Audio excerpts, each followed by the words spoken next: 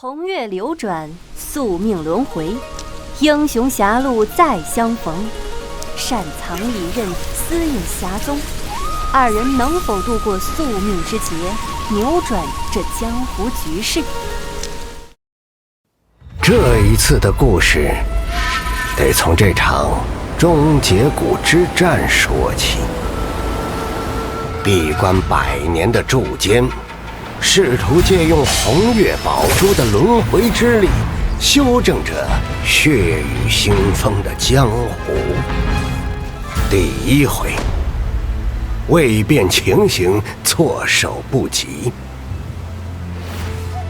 第二回，占得上风，却难下手。第三回，避而不战，偃旗息鼓。欲回宝珠，却遭反噬。同袍再续，结局却依旧难料。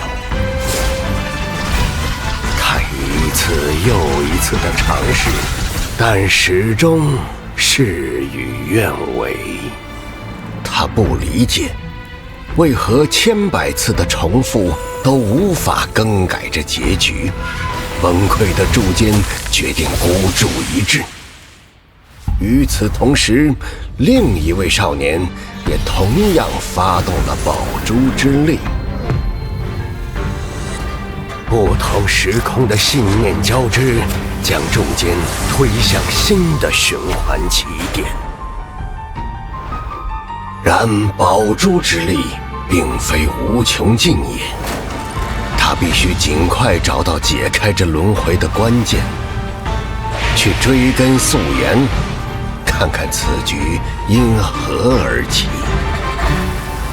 往后这数十载，筑坚未再借助宝珠的力量，他像是游医一般，观测着江湖的脉络。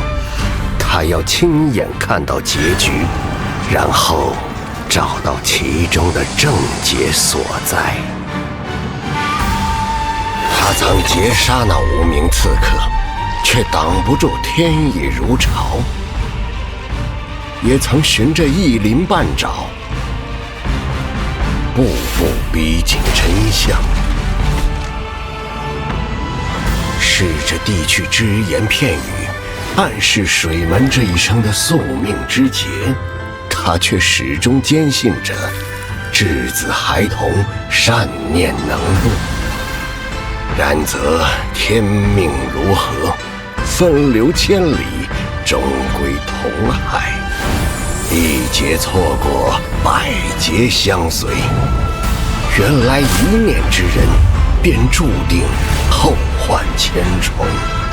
他总想着渡人，却忘了自己才是掌州者，局中之人最难落子。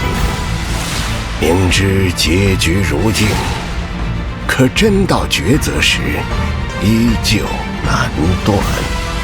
哈哈哈哈哈哈！原来真正的慈悲，是容许他人走完各自的因果。是时候亲手了结这一切了。